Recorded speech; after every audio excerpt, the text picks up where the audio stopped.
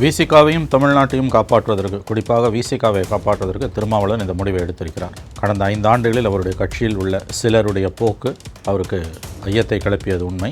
ஆகவே கட்சியை காப்பாற்றுவதற்காக அவர் இந்த முடிவை எடுத்திருக்கிறார். அவருடைய அந்த வீடியோ, இந்த ஃபேஸ்புக்கில் அந்த வீடியோ போட்டிருந்தார்.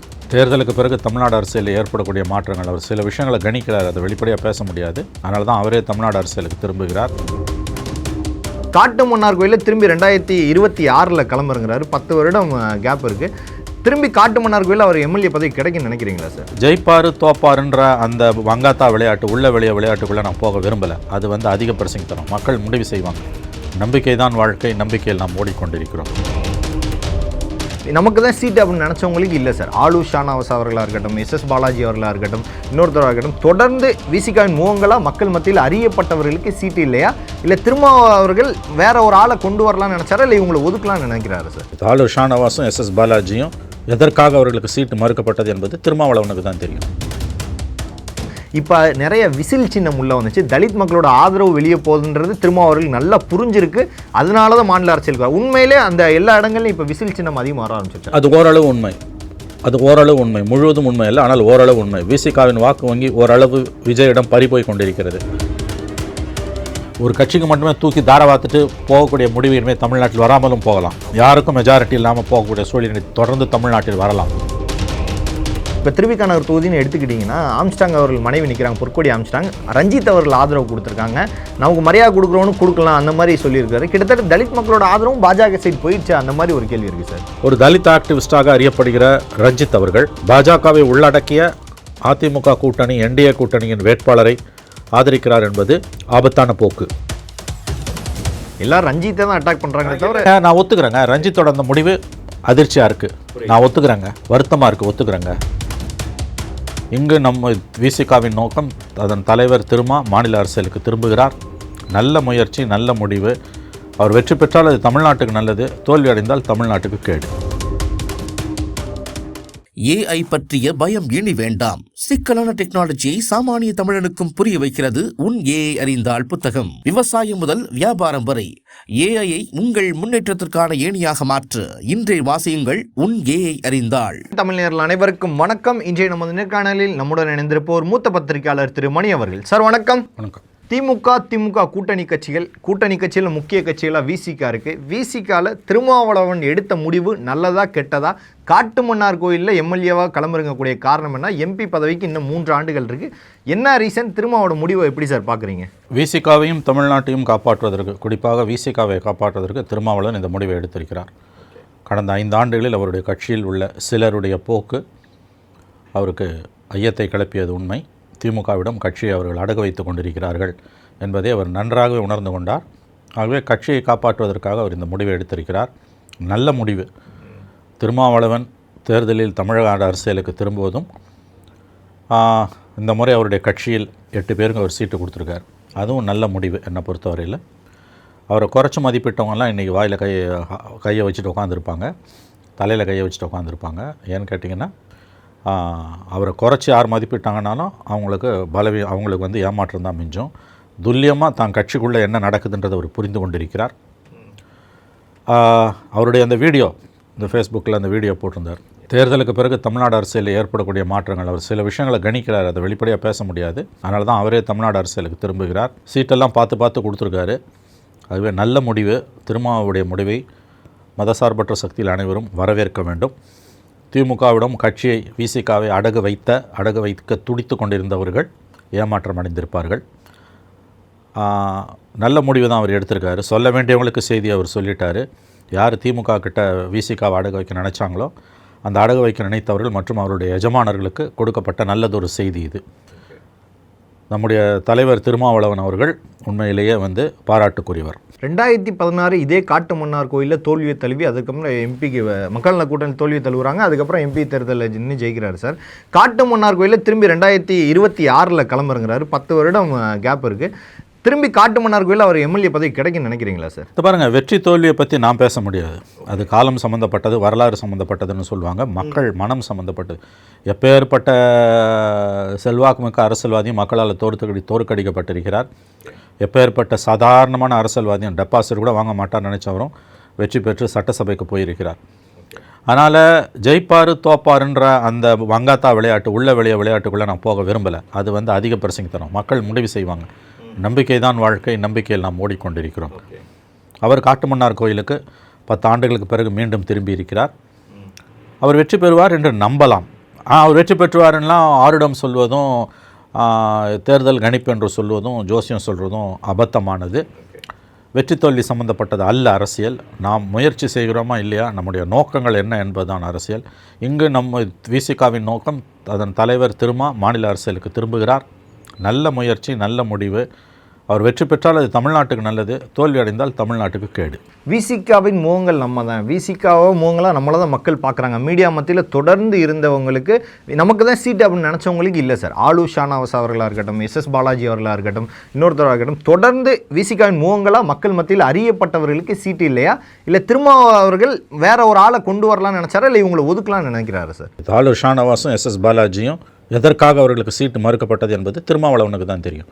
அதை நம்ம இங்கே உட்காந்துட்டு ஜோசியம் சொல்ல முடியாது.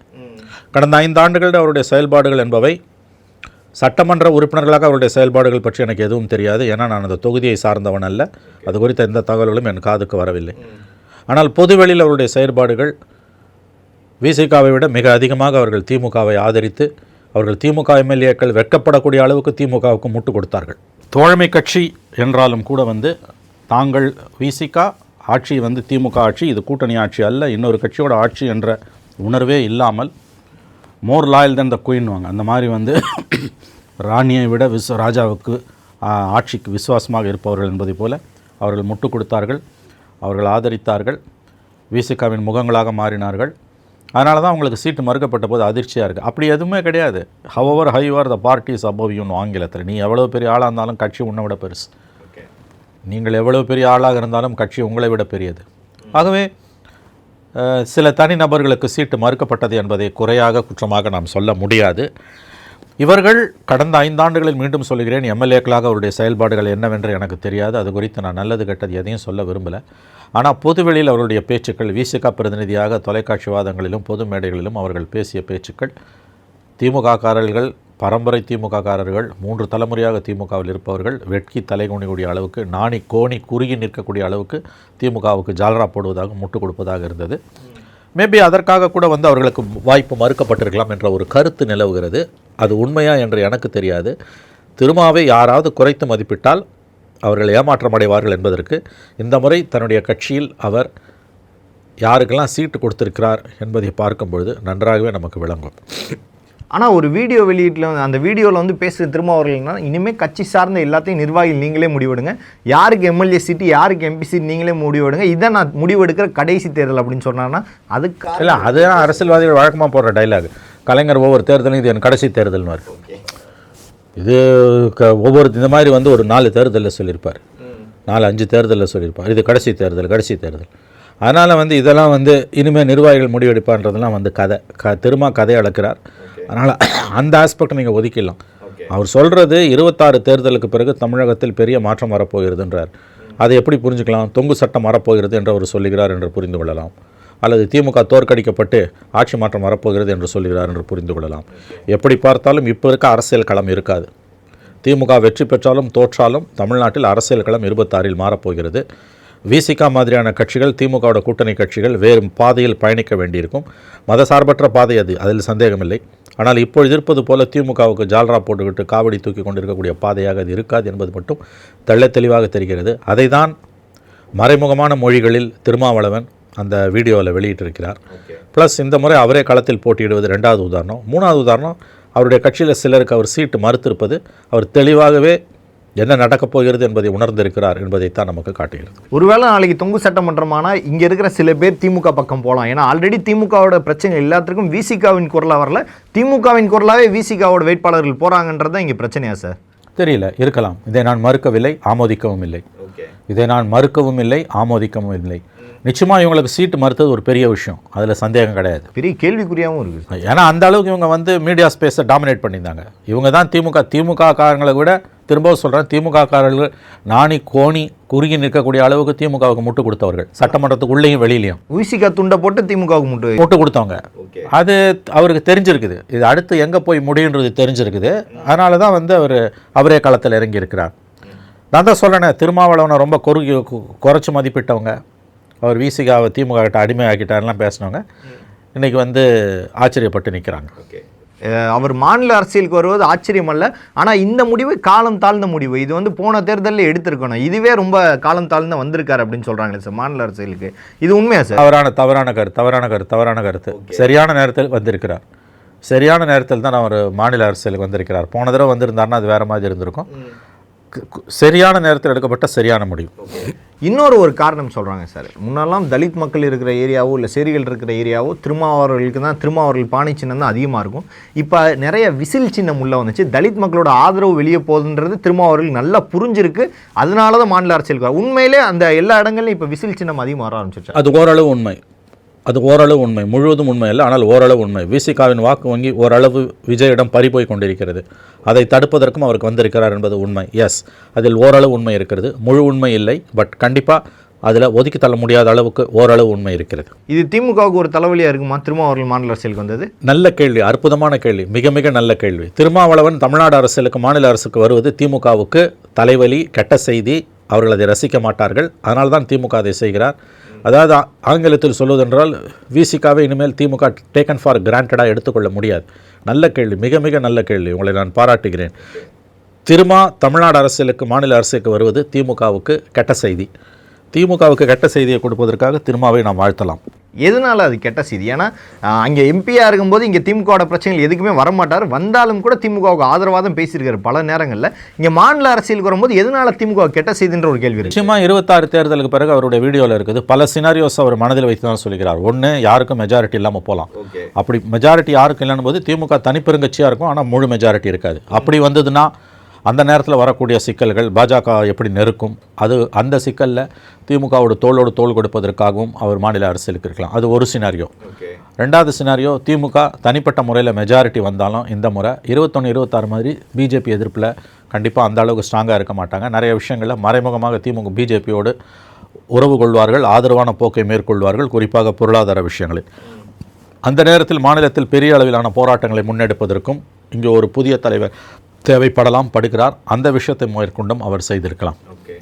மூன்றாவதாக நீங்கள் பார்த்தீங்கன்னா வந்து முழு குளறுபடி, யாருக்கும் மெஜாரிட்டி இல்லாத ஒரு சூழல், யார் வேணால் எங்கே வேணால் போகலான்னும் பொழுது இன்றைக்கி யாரையெல்லாம் போஷித்து திமுக வழக்குதோ அவங்கெல்லாம் அன்றைக்கி தோலுரிந்து காணப்படுவார்கள், பிஜேபி பக்கம் ஓடுவாங்க. அந்த நேரத்தில் ஒரு கொள்கை சார்ந்த அரசியலை முன்னெடுப்பதற்கு திருமாவுக்கு ஒரு ஸ்பேஸ் தமிழ்நாடு அரசியலில் இருக்குது. நாலாவது, விஜய் மாதிரியான நபர்கள் உள்ளே வரும்போது தன்னுடைய ஸ்பேஸை காப்பாற்றணும், தன்னுடைய கட்சியை காப்பாற்றணும்னா மாநில அரசியலுக்கு தான் தேவைப்படுகிறோம். திமுக தோத்தாலும் திமுக ஜெயித்தாலும் இந்த தேர்தலில் திமுக வெற்றிக்கு பிறகு கண்டிப்பாக விஜய் என்ன செய்ய போகிறார் என்பது ஒரு பெரிய கேள்விக்குறி. அவர் ஒன்றும் ஜெயிக்க போகிறது கிடையாது. தோத்துட்டாருன்னா தோக்க தான் வாய்ப்பு அதிகம். விஜயகாந்த் மாதிரி நின்று போராடுவாரா அல்லது காணாமல் போயிடுவாரா? அவர் விஜயகாந்த் மாதிரி நின்று போராடினாலும் காணாமல் போனாலும் விஜய்க்கு இன்றைக்கி இருக்கக்கூடிய அந்த ஆதரவு பட்டாலும் அன்றைக்கி ஒரு பெரிய கேள்விக்குறியாக, ஒரு வாக்கு வங்கியாக களத்தில் நிற்கும் விஜய் இருந்தாலும் இல்லாட்டியும் அரசியல். அப்போ அதை தன் பக்கம் ஈர்ப்பதற்கு நல்லதொரு அரசியல் தேவைப்படுகிறது என்று திரும்ப நம்புகிறார். ஆகவே இந்த 4-5 சினாரியோ இருக்குது. எப்படி பார்த்தாலும் 26 தேர்தல் முடிவுகளுக்கு பிறகு திமுக ஜெயிச்சு ஆட்சிக்கு வந்தாலும், அல்லது தொங்கு சட்டசபையில் திமுக தனி மெஜாரிட்டி இல்லாமல் மைனாரிட்டி கவர்மெண்ட்டை ஃபார்ம் பண்ணாலும், அல்லது கூட்டணி கவர்மெண்ட் ஃபார்ம் பண்ணாலும், அல்லது ஆட்சி மாற்றம் ஏற்பட்டு என்டிஏ கவர்மெண்ட் வந்தாலும், தமிழ்நாட்டில் வரக்கூடிய அரசியல் சூழல் என்பது விசிகாவோட வாக்கு வங்கி விடப்படுகிற சவால். கட்சியை காப்பாற்றணுன்னா தேர்தல் முடிவு எப்படி போனாலும் 26 சட்டமன்ற தேர்தலுக்கு பிறகு மாநில அரசியலில் தான் இருக்க வேண்டும் என்று அவர் விரும்புகிறார். இந்த தேர்தலுடைய முக்கியமான ஒரு ஸ்டார் டெவலப்மெண்ட் திருமாவளவன் மாநில அரசுக்கு திரும்பி இருப்பது. இது திமுகவுக்கு கெட்ட செய்தி, அதில் எந்த சந்தேகம் வேணும். 2026 இப்போ வரைக்கும் நாங்கள் ஜெயிப்போம் அவங்க ஜெயிப்போம் அப்படின்னு சொல்லிக்கிட்டாலும் எந்த நேரத்திலும் இந்த அரசியலில் எது வேணால் மாறலாம். அதுவும் 2026 அரசியல் காலத்தில் திமுகவும் மாறலாம், அதிமுகவும் மாறலாம், தாவேக்காவும் மாறலாம். எந்த நேரத்தில் எது வேணாலும் நடக்கலாம் இருக்கு. அப்படிதான் அரசியல் சூழல் இப்படிதான் இருக்குது. ஒரு அரசியல் என்பது அப்படி தான். இது இங்கே மட்டும் இல்லை, எல்லா காலத்திலும் எல்லா கட்சியிலையும் எல்லா நாள்லையும் அப்படி தான். ஒரு கட்சிக்கு மட்டுமே தூக்கி தாரவாத்துட்டு போகக்கூடிய முடிவு இனிமேல் தமிழ்நாட்டில் வராமலும் போகலாம். யாருக்கும் மெஜாரிட்டி இல்லாமல் போகக்கூடிய சூழல் தொடர்ந்து தமிழ்நாட்டில் வரலாம். விஜயை பார்த்து திமுக நடுங்கி கொண்டிருக்கிறது என்பதற்கு அவங்களுடைய பல நடவடிக்கைகள் சாட்சியமாக இருக்கின்றன. அப்படி பார்க்கும்போது கூர்த்த மதிகொண்ட பழுத்த அனுபவம் கொண்ட அரசியல்வாதிகளுக்கும் அரசியல் விமர்சகர்களுக்கும் பத்திரிகையாளர்களுக்கும் ஒன்று நல்லா தெரியுது. 26 தேர்தல் முடிவு எப்படி போனாலும் நிச்சயமாக களம் இப்போ இருக்க மாதிரி நார்மலாக இருக்காது. திரும்ப திரும்ப சொல்கிறேன், திமுகவுக்கு சிம்பிள் மெஜாரிட்டி கிடச்சி ஆட்சி அமைச்சாலும், இல்லை திமுக 2006 மாதிரி 96 சீட் வாங்கி 98 சீட் வாங்கி மெஜாரிட்டி இல்லாமல் கூட்டணியோடு வந்தாலும், இந்த முறை வெளியிலேருந்துலாம் ஆதரவு கொடுக்க மாட்டாங்க, கூட்டணி தான் அது வந்தாலும், இல்லை அதிமுக ஆட்சிக்கு வந்தாலும், இல்லை யாருக்குமே மெஜாரிட்டி இல்லாமல் கந்தரகோலமாக போனாலும், எந்த சினாரியோ, இந்த 4 சினாரியோ தான் அரசியல் பழைய மாதிரி இருக்காது. அப்போ கண்டிப்பாக விஜய் மாதிரியான ஃபோர்ஸஸ் இங்கே ஸ்ட்ராங்காக நிற்பாங்க. அப்போ அப்போ தான் கட்சியை காப்பாற்றணும்னா தனக்கு மாநில அரசியலில் பிரதிநிதித்துவம் தேவைப்படுகிறது உணர்கிறார். 2021 திமுக, விசிக போன்ற கட்சிகள் எல்லாம் சேர்ந்து மக்களோடு சேர்ந்து பாஜகவை முழுமையாக எதிர்த்தாங்க சார். ஆனால் பாஜக எதிர்ப்புன்றது 2026 பெருமளவு குறைஞ்சிருக்கும். ஏன்னா தலித் மக்களோட இப்போ திருவிக நகர் தொகுதின்னு எடுத்துக்கிட்டிங்கன்னா ஆம்ஸ்டாங் அவர்கள் மனைவி நிற்கிறாங்க, பொற்கொடி ஆம்ஸ்டாங். ரஞ்சித் அவர்கள் ஆதரவு கொடுத்துருக்காங்க, நமக்கு மரியாதை கொடுக்குறோன்னு கொடுக்கலாம் அந்த மாதிரி சொல்லியிருக்காரு. கிட்டத்தட்ட தலித் மக்களோட ஆதரவும் பாஜக சைடு போயிடுச்சு, அந்த மாதிரி ஒரு கேள்வி இருக்குது சார். முழுவதும் போவதற்கான வாய்ப்புகள் உருவாகி கொண்டிருக்கின்றன. ஆம்ஸ்ட்ராங் கொலையில் அதன் பிறகு நடந்த விசாரணையை திமுக கையாண்ட விதம் என்பது மிகுந்த ஐயப்பாட்டை உருவாக்குகிறது. அதில் பல குளறுபடிகள் இருக்கின்றன. ஏன்னா அந்த தேவையில்லாத என்கவுண்டர்ஸ், அதற்கு பிறகு அவருடைய மனைவி, அவருடைய தம்பியோ மகனோ, தம்பி என்று அவங்க உச்சநீதிமன்றத்தில் சிபிஐ விசாரணை கேட்டது. அந்த வழக்கு 2 கட்டான நிற்குது. சார்ஜ் ஷீட் ஃபைல் பண்ண பிறகு சிபிஐ விசாரணைக்கு ஹைகோர்ட் ஆர்டர் பண்ணுது. அது சுப்ரீம் கோர்ட் முதல்ல ஆமாம் சரின்னு சொல்லுது, ஸ்டே கொடுக்க மாட்டேங்குது, அப்புறம் ஸ்டே கொடுக்குது. இந்த வழக்கை, ஆம்ஸ்ட்ராங் வழக்கை திராவிட முன்னேற்ற கழக அரசு, ஸ்டாலின் அரசு கையாண்ட விதம் தலித் மக்கள் பிஜேபி பக்கம், பிஜேபியை உள்ளடக்கி அதிமுக பக்கம் போவதற்கான வாய்ப்பை ஏற்படுத்தி கொடுத்திருக்கிறது. இன்றைக்கி பொற்கொடி அவர்கள், திருமதி பொற்கொடி அவர்கள் அதிமுக கூட்டணியில் இரட்டைலை சின்னத்தில் பகுஜன் சமாஜ் கேண்டிடேட்டாக நிற்கிறாங்க. நம்முடைய ரஞ்சித் அவர்கள் ஒரு முற்போக்கான திரைப்பட இயக்குனர். அவர் நீலம் ஃபவுண்டேஷன், அவருடைய நீலம் ஃபவுண்டேஷன் திருமதி பொற்கொடி அவர்களை ஆதரிக்கிறது. ஒரு தலித் ஆக்டிவிஸ்டாக அறியப்படுகிற ரஞ்சித் அவர்கள் பாஜகவை உள்ளடக்கிய அதிமுக கூட்டணி, என்டிஏ கூட்டணியின் வேட்பாளரை ஆதரிக்கிறார் என்பது ஆபத்தான போக்கு. எல்லாருமே அதை எதிர்க்கிறாங்க, ஆபத்தான போக்கு. ஆனால் இதுக்கு யார் காரணம்? திமுக தான் காரணம். நீங்கள் முறையாக விசாரணையை நடத்தி மக்களுக்கு நம்பிக்கையை ஏற்படுத்தினீங்கன்னா நடந்திருக்காது. இன்னொன்று, ஆம்ஸ்ட்ராங் படுகொலையை தடுக்க தவறியது திமுகவின் மிகப்பெரிய தோல்வி. யார் யாருக்கோ பாதுகாப்பு கொடுக்குறீங்க. ஒரு 2 கன்மனை போட்டிருந்தீங்கன்னா அந்த உயிரை காப்பாற்றிருக்கலாம். அதை கோட்டை விட்டுட்டு நீங்கள் நிற்கிறீங்க. அப்போ இன்றைக்கி தலித் மக்கள் பிஜேபி பக்கம் போகிறாங்கன்னா அதுக்கு திமுக தான் காரணம், திமுக அரசு தான் காரணம். போகிறது மைனஸ், ஆனால் அது காரணம் திமுக. 100% திமுக தான் காரணம். முதல் காரணம், அவர் உயிரை காப்பாற்ற தவறுனது. இன்டெலிஜென்ஸ் ரிப்போர்ட் உங்களுக்கு இருக்குல்ல, அது இருந்தே கோட்டை விட்டிங்களா? 2, ஏன்னா வந்தவங்க துப்பாக்கியால் சுடலை, வெடிகுண்டு வீசல, அப்போ 2 கன்மன் இருந்தாலே ஓடிட்டு இருப்பான். உங்களுக்கு தெரியும் யார் யாருக்கோ நீங்கள் பாதுகாப்பு கொடுக்குறீங்க. கொடுங்க, வேணான்னு சொல்லலை. உயிர்களை காப்பது அரசின் கடமை. அவர் ஒரு தலைவர், முக்கியமான தலைவர், ஒரு உயிருக்கு ஆபத்து இருக்குன்னு உங்களுக்கு தெரியாதா? அப்போ காப்பாற்ற தவறியது, அவருக்கு பாதுகாப்பு கொடுக்க தவறியது யாருடைய வேலை? இத்தனைக்கும் அவங்க பாதுகாப்பு கோரி விண்ணப்பித்திருக்காங்க. சரி, ஒரு சுயர சம்பவம் நடந்துடுச்சு, நடக்கக்கூடாத சம்பவம் நடந்துடுச்சு. அதுக்கு பிறகு அந்த விசாரணை எந்த அளவுக்கு நம்பிக்கை ஏற்படுத்துவதா? ஆக்ஷன் துரிதப்படுத்தியிருக்கலாம். எவ்வளோ என்கவுண்டர்ஸ் நடந்தது, பல சந்தேகங்கள் அந்த விசாரணையில் இருக்கின்றன. இன்றைக்கி உச்சநீதிமன்றத்தில் அந்த வழக்கு இருக்கிறது. அந்த குடும்பம் அந்த விசாரணையை நம்பலை. நான் நம்புகிறேன், நீங்கள் நம்பலன்றதை விட்டு குடும்பமே சிபிஐக்கு வேணும். குடும்பம் கேட்கும்போது அதை எப்படி மறுக்க முடியும்? நீங்களே திமுக அரசுக்கு மறைப்பதற்கு எதுவும் இல்லைன்னா அவங்களே சிபிஐ கொடுத்துடணும்.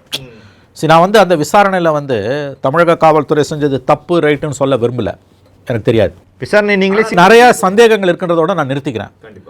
மற்றபடி எந்த குற்றச்சாட்டையும் நான் சுமத்தலை, because I don't have any evidence.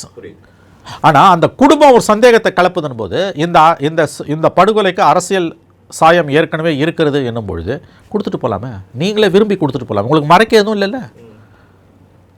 இந்த கஸ்டோடியல் டெத்தில் கொடுத்தீங்கல்ல தனுஷ், அந்த பையன் பேரும் அஜித் குமார் கொலை வழக்கில் கொடுத்தீங்கல்ல, நீங்களே விரும்பி கொடுத்துட்டீங்கல்ல.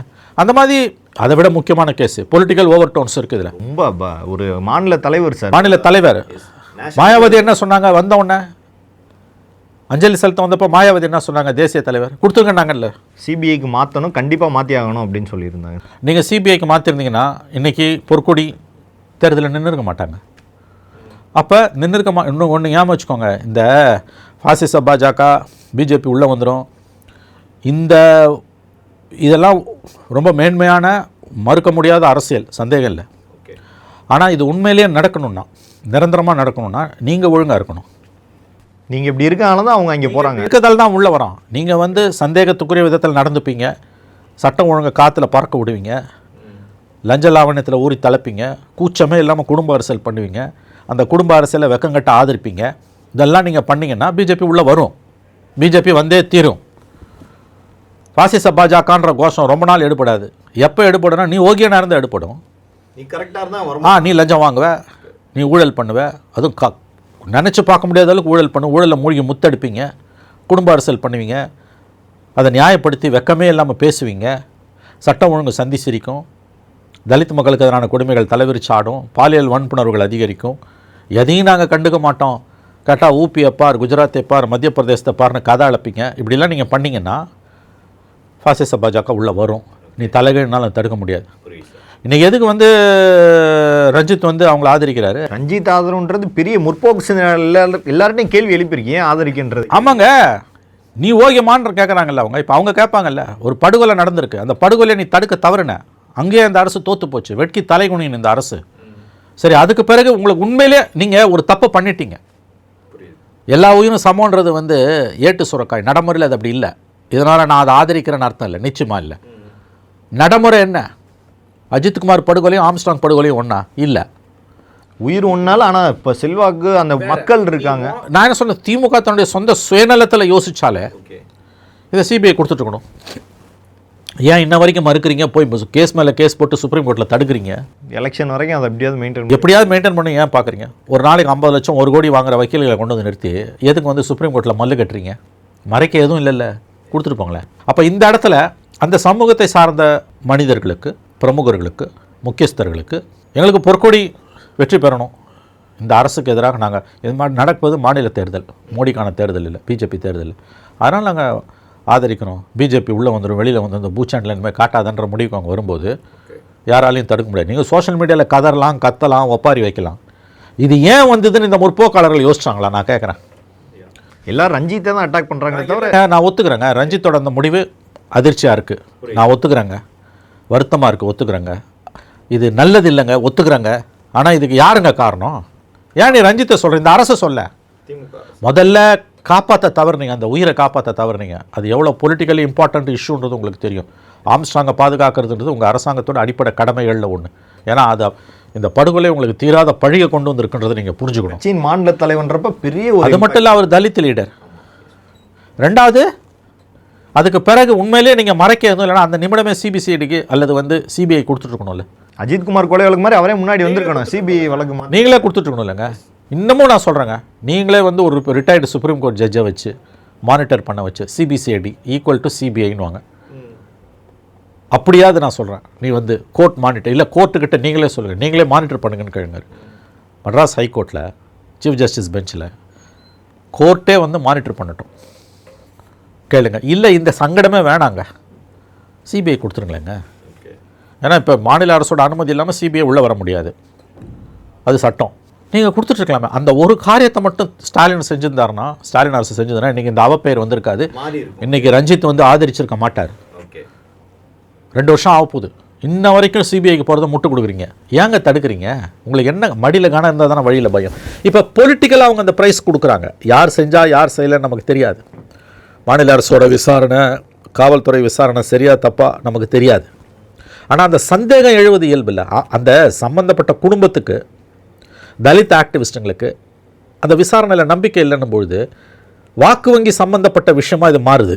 ரஞ்சித் அவர்களுடைய அந்த முடிவு என்பது வருத்தப்பட வேண்டியது. நிச்சயமாக தமிழ்நாட்டுக்கு நல்லதில்லை, எனக்கு தெரியுது. ஆனால் இதுக்கு காரணம் முழுக்க முழுக்க முழுக்க திமுக அரசு, மு.க. ஸ்டாலினுடைய அரசு, தமிழக காவல்துறை, இவங்க தான் இதுக்கு காரணம். பிஜேபி தமிழ்நாட்டுக்குள்ளே காலை வச்சுது ஊணுதுன்னா 100% அதுக்கு திமுக தான் காரணம். இந்த எலெக்ஷனில் 2026 தேர்தலில் கோர் ஓட்ஸ், அதாவது தலித் மக்களோட வாக்குகளை வாங்குறதுக்கு நிறையா கட்சிகள் போட்டுருக்கு. இங்கிட்டு பிஜேபி நாங்கள் வந்து உங்களுக்கு மரியாதை தரோம், ஆதரவு தரோன்ற மாதிரி வராங்க. இங்கிட்டு விஜய் அவர்கள் தலித் மக்களுக்கு கொடுமை அடக்குது, நான் வர்றேன்னு சொல்கிறாரு. விசிக தலைவர் திருமாவளவன் அவர்கள் மாநில அரசியலுக்கு திரும்பி வந்திருக்காரு. தலித் மக்களோட வாக்கு இந்த தேர்தலில் கண்ணாப்பின்னு உடைய இல்லைங்க, அது எனக்கு தெரியலங்க. பட் விஜய் அந்த விசிகாவுள்ள அண்ட் தலித் ஓட்ஸை பெரிய அளவில் பாதிக்கிறாருன்றது உண்மை, அதில் சந்தேகம் இல்லை.